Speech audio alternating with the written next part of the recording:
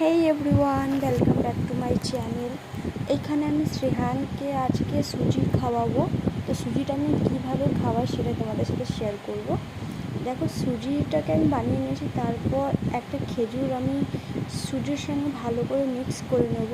তো এখানে দেখো ভালো করে মিক্স করে নিয়েছি। তারপর আমি ঝাঁকা দিয়ে ছেঁকে নিয়েছি।